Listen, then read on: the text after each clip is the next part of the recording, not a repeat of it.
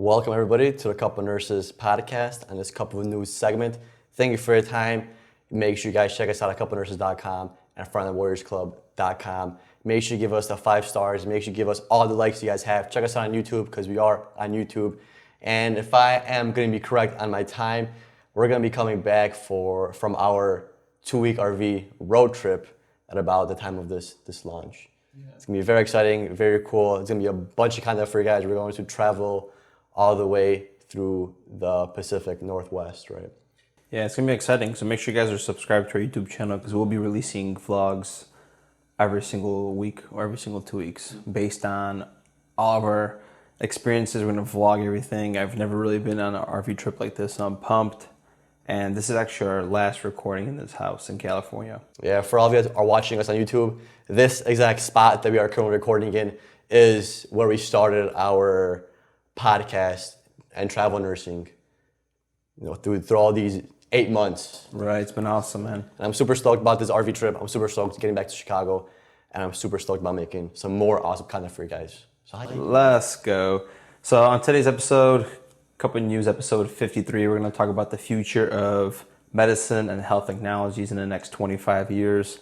We've already seen such a different change of what's happening.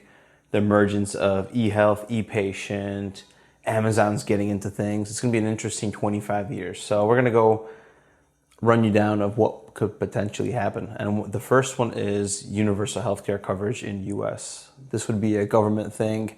Even like our healthcare system is the number one it's the number one in the world of the amount of money we spend.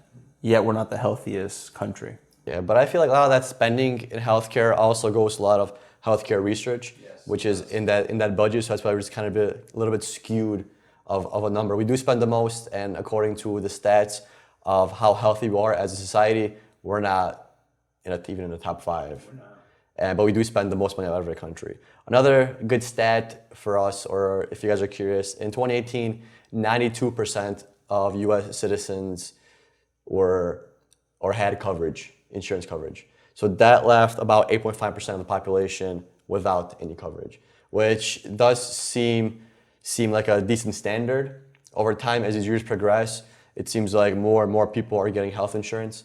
And of course, depending on who the really ruling party is, the Democratic Party or Republican Party, it swings a few percentage one direction or the other. Usually when Democrats are in power, there seems to be more universal health coverage and a bigger push for healthcare, and then when Republicans are in office, it's more of like a privatized thing. But the numbers only switch a few percent. It's not that big of a deal which party's in power. It's usually still the same for the most part. It should be an essential health benefit to have universal healthcare because think about it. There's so many people that are worried about prescription pill coverage, or they have to literally work for a paycheck, hard-earned money just to buy an insulin syringe or the bottle for their medication. So imagine how productive society would be if you don't have to worry about the amount of money you're spending on your health. There should be an incentive to living healthier because ultimately that creates a more productive society. And I hope on a federal level everything's covered because then we could do so much with, American culture. What's interesting to notice during these times is the availability and the prevalence of a vaccine and the sense of how we are able to mass produce this vaccine on a national and even possibly a global scale. But yet look at the cost for insulin. The syringe is the actual insulin. And that just shows you that when it comes to getting things done, we could do them. We can mass produce things on like a grand scale. There has to be incentive. Because that's the thing, there has to be incentive. And the incentive for insulin manufacturers is the thought of the scarcity aspect of it. That, hey, it's high cost because it's something hard to produce and hard to make and it's hard to get. But how can you say that if somehow we were able to mass produce this mRNA vaccine to vaccinate people in such a short amount of time and make it free for people? How can you make a new technology free for people that's supposed to be expensive to manufacture because it's a new up-and-coming thing? How can you afford that? And you're saying, hey, let's vaccinate the whole US or the whole globe. But then when it comes to insulin, it's like, hey, sorry, this is kind of how it is. It's completely skewed. So obviously there's some lying going on. Because if you could mass produce a new technology that's still developing, and you're gonna tell me that, hey, you can't mass produce insulin because, you know, it's like this great breakthrough that we had X amount of years ago, like it makes you wonder. Right. So supply and demand, that's what keeps the price driven high in a way. And supply and demand, it shows you how the demand is high, but the supply yet is geared by the corporation and manufacturers. Because you can mass produce certain things, it's just their choice if they want to mass produce it, and they don't. Because the incentive is so high where they make so much money off each vial compared to the cost of creating that vial, where they don't want to do that, but they can. Yeah, and that's why we mentioned in different episodes that yes, we think there's a private agenda based on all this. We covered in different episodes, we're not going to even touch that surface now. But the next revolution in the future health technology when it comes to everything is hopefully there's going to be more empowerment and responsibility in your health. And that is a creation of the patient of the tech revolution, which is going to be the e-patient, which means the empowerment, which is through advancement of technology. Just like we have phones, we're getting into VR. The patient is going to be more empowered where the medical record is always accessible. We know we talked about it, whether it's not the best idea to have it live where the patient could read it, you know, at the time of their hospitalization, yeah. But they could finally start reading notes and figuring out more in their care, right? Exactly. Like even have an app on their phone or just some kind of a note or paperwork that says, hey, you have these underlying conditions and this is your medication, right? But somewhere accessible in like a simple format. Yeah, or just the plan of care. How many patients do you have where they're just like, so what's going to happen today? What physicians am I seeing? They have no idea how the hospital works. And that creates so much fear and anxiety in these patients. So imagine if they were empowered, they would feel so much better. We have to somehow bridge that aspect because doctors are just in and out. Like you see it, they're busy. Yeah, my favorite note physicians are the ones that have the day-by-day synopsis of what happened. And imagine if you had that day-by-day synopsis in each physician note and the patient could access that within like a 24-hour time frame or whenever the note gets published. It's a physician's choice when to publish that note. Yeah. And imagine if you could see that, because when you're in a hospital for 2 weeks, 3 weeks, you get very discouraged. Like, I'm not getting better, you know, they keep doing things to me and I'm still sick. But imagine if you present a list to the patient like, hey, I know you've been here 2 weeks and I know you feel like crap and I know it feels for you. I know you feel like you're not getting better, but you are progressing. Here's my note. Look at my last note.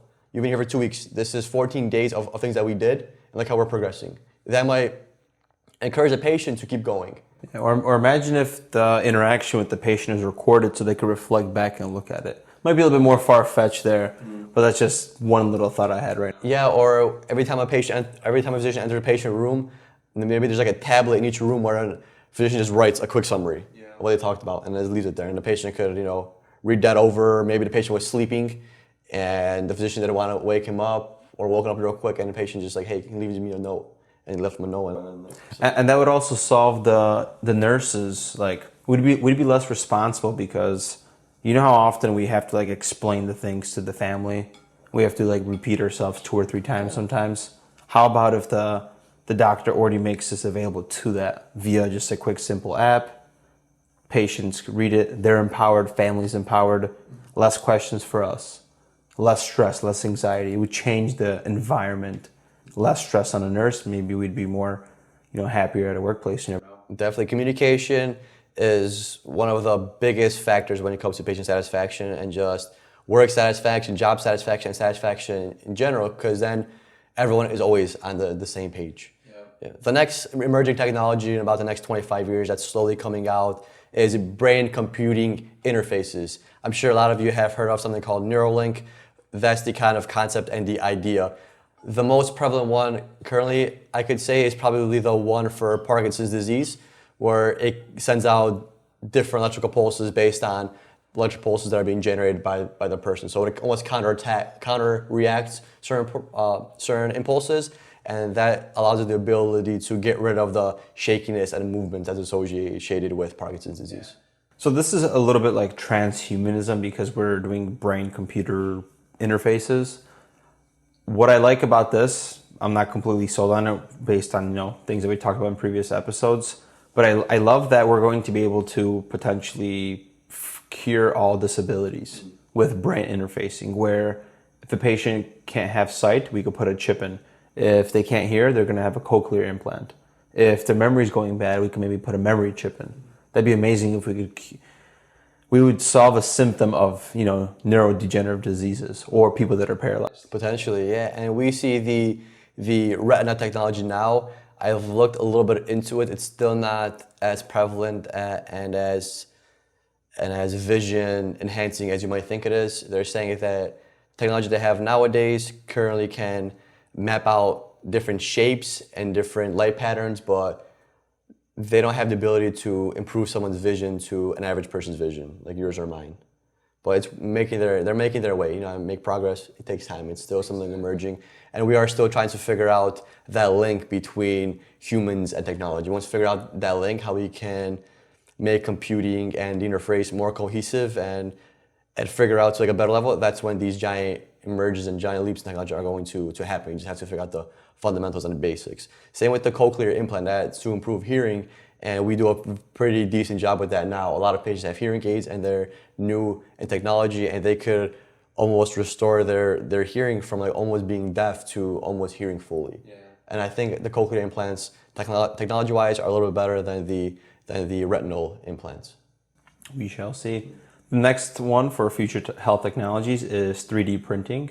So in 2015, the University of College in London was experimenting with like 3D drugs, and they actually made dinosaur-shaped pills for kids, which were easier to take and also because it was a powdered drug layer, it dissolves faster than an average pill. Mm-hmm. So the future could actually help have pills that are maybe extended release without having the capsule, where we could still crush them and making them actually more bioavailable for the patients since for 3D printing. Yeah, that'll be groundbreaking. And even now with organ transplants, since there's so little organ transplants in the world and in the US, they're actually trying to create ways to 3D print organs. So they want to use certain cells to be mapped together, and you could say 3D printed together to create certain organs like a liver, a lung, even heart tissue, vessels. They're trying to 3D print vasculature of our body, because imagine if you were able to 3D print different vessels.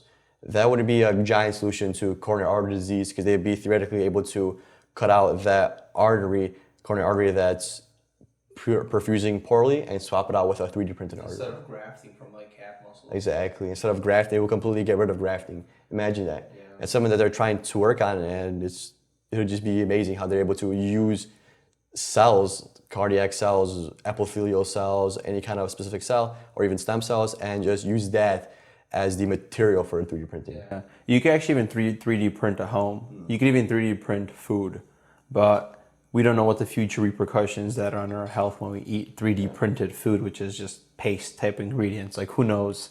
It's artificial. I don't think there's going to be anything, healthy about that. So the next one is, as new technologies are emerging, it might bring new diseases. And what that means is now we're going to have virtual reality, right? There's going to be new DSM-5 rules. Imagine playing Call of Duty and having post-traumatic stress disorder, but we're going to call it VPSD, which is going to be virtually going to have the same symptoms, suffering the same thing, just from virtual warfare. Yeah. And imagine how much more stimulated kids are going to be in the future with this virtual reality. We and our people that are younger than us and our kids, our future kids, there's always an increase in stimulation as the generations go down. Our parents had the TV and radio. Yeah. We have a greater access to TV, great access to radio, and cell phones. We're always being stimulated by something. Imagine entering VR, where your whole atmosphere and all the four walls around you, it's all fake, it's all virtual reality. Imagine that stimulation it's going to bring. Yeah. Like, you're in a video game and you turn around and you're in that video game. There's people next to you. There's like Call of Duty, there's gunfire going on. Whoever played Call of Duty, there's violence going on nonstop. And imagine having access almost as a live action game. Yeah, and if you think that people got seizures from playing video games on TVs, imagine the amount of seizure activity from a highly stimulated game like that. Because I played it before, like the saber sword one, like the dancing one, and like, man, my head like felt like it was on fire. I don't know if it was from the helmet or just from the stimulation from this damn app. Yeah. And one thing that's scary about this, which could bring you disease. If people aren't aware now, and using your phone is literally like playing this slot machine, because it's like, oh, well, let's see what's on Facebook today or Instagram, and it's like addicting, whether it's swiping on social media apps, dating apps, like it's such a dopamine release. What is that?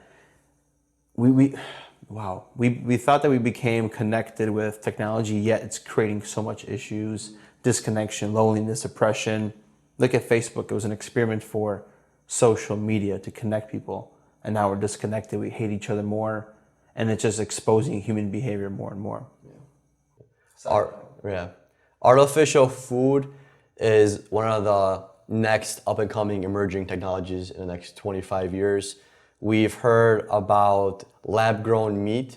So currently, in the sense they could make lab grown meat, what they can do is, let's say they can remove a shoulder of a cow and use that muscle tissue and pop the muscle tissue in a petri dish and grow that in a lab. They could use that part of the shoulder muscle, that muscle tissue, pop it in a petri dish in the lab, and then regrow that just in a petri dish. Multiply it, make it bigger and bigger and bigger. Instead of actually having to grow that cow and just using that cow for that meat, they're able to grow specific types of meat in the lab. So you can just have that ribeye grow each time. Right, it's wild. And you know, Bill Gates is advocating for this, and he's thinking that the richest countries should switch to diets that are consistent of synthetic meats in order to curb greenhouse emissions. And we've done a few episodes about this, and when you look at the actual greenhouse emissions, this fight against meat, this war against meat, it doesn't drastically change any of these greenhouse gas metrics, because agriculture only accounts for about 10% of the carbon and the gas and the methane emissions. That's all the livestock in the United States, only 10%. Yep. And that goes for, whatever, certain plants also emit greenhouse gases, and you have to also think about monocropping. That damages the environment as well. I know it's not necessarily related directly to greenhouse gases, but that's detrimental to the environment, right? So it only accounts for 10%. Why don't we focus on things that are a little bit bigger? Because I don't really understand this fight against meat. If we're pushing towards this pro-nature and environment, and you're saying, hey, the only way to be pro-nature and pro-environment is to make fake food, right? That's like going exactly against what you're believing in. Because as humans, over time, we've began to eat animals more and more and more, as well as vegetables and fruits. We eat a diet full of different foods, and different nutrients come from different things. So why are we saying that, hey, let's move away from our natural eating pattern, eating habits, to this artificial eating habit, and that'll make the world a better place? I don't know. It's like going backwards. Especially if you look at the EPA report in 2019, the transportation sector accounted for 29% of greenhouse emissions. The electricity production accounted for 25%. The industry, when it comes to transportation and burning fossil fuels, 23%. And us, the commercial residential sector, 13%. So there's bigger fish to fry when it comes to eating synthetic meat, I feel like. Like, let me eat my damn ribeye, right? So the next one is the merger of wearable manufacturers with health insurance companies. Right now, I'm wearing a Whoop band. That is a private company. In the future, there might be incentives, which already in 2017, Qualcomm, which is a chip manufacturer, partnered up with United Healthcare, and they started like a national wellness program. So it's cool. There's going to be eligible plans. You can, get $1,000 if you reach your monthly goal or something like that. But also, will this penalize the people that are not taking care of themselves? Is that an ethical thing to do? I think I'm totally for this. If we are forced to pay for health insurance, then there should be a way to separate coverages in a way. So we're able to separate plans by if you're willing to pay more, you get better coverage.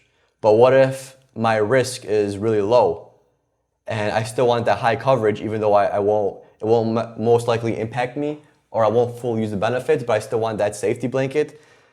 Then if I'm a healthy person, the incentive should be, hey, better coverage for less amount of pay, because I'm never going to use this. I'm using this as just a cushion in case something were to happen. I know it's not likely, but I just want that protection. Right. And I'm totally for it, because would be a giant incentive for society. If you tell society or if you give insurance companies the ability to not only increase costs for people, but decrease costs for people as an incentive to better their health and better their lives and kind of put water on this giant healthcare failure we have in the United States, that would be a move in the right direction. I'm not sure why that isn't happening. Is it because, like you said, would that be discrimination? Yeah. By saying, hey, I'm going to charge you more because you're not living your life properly or in a healthy manner. Yeah. Because then technically you'd be telling somebody how to live their life, and that's not okay. But really, you're not telling them how to live their life. We're telling them, hey, the way you're living life is at a higher risk, so that's why we're going to charge you more. I mean, they're already doing it now technically with raffles for people that are vaccinated. California's doing it. There's incentives, free donuts. So if you think about it, they're already technically doing that in a way. If the government cared about your health, wouldn't they rather partner up with wearable bands and actually really care about your health and making sure you're actually cardiovascularly healthy and preventing the number one killer in America, which is cardiovascular health? That sounds like a damn better idea. But, I'm just a nurse. Yeah. So next thing, the director of the CDC in Africa, John Negasang, if I'm pronouncing that correctly, he thinks the future of medicine is going to lie in Africa. That continent in 2015 is estimated to have a population of 2.5 billion people worldwide. That means that every one in four people in the world will be from an African American descent. That's a giant chunk of population. There is for sure already companies and countries trying to almost like infiltrate Africa. I know China plays a big role in Australia, and it also plays a big role in Africa, where they're trying to develop cities and different roads and paths for commerce and agriculture and just business there, because it is a giant, first of all, it's a giant continent, and most of it is still, you could say, undeveloped and undiscovered. There's still a lot of land that has potential to be modernized, and it's going to be a point in time where people realize, hey, and these companies realize that, hey, working in Europe, the North America, Asia, provide some profit and a lot of profit, but if we could expand and build out Africa, that's another means of revenue for these companies. Yeah, and they're planning on targeting the public health order specifically. So they're going to try to talk about genetic and biological makeups. They're going to be doing biobanks to encompass like both physical and health, bioinformatic facilities. So that future of DNA sequencing and stuff, that's going to be the health in Africa. And if you go on Africans Union Agenda, you'll be able to read more about those topics of what they're trying to do in the public health sector. Yeah, a big news topic for all of us is Amazon wants to create their own HMO in the next upcoming years, which is gigantic, because at one point in time there was a destruction and breakup of monopolies. I feel like Amazon is almost approaching that monopoly thing. No one is saying anything. Yeah, because they manufacture goods, they sell goods, and they transport goods, and they have an airport business. They have their own planes, they have their own airports and landing, and now they want to do insurance. So this is pretty intense. This is giant because everybody shops at Amazon. How much lobbying is involved in this? Because this is a monopoly. They're going to have their own network of doctors. Yeah. They have the wearable bands. They have everything. They're getting into the pharmaceutical industry of delivering your prescription pills. Yeah. Amazon.care. They have books. They have the Kindle. They have technology that's able to sit in your room and listen to you talk. Alexa, all that jazz. It's crazy, And Google's doing it too.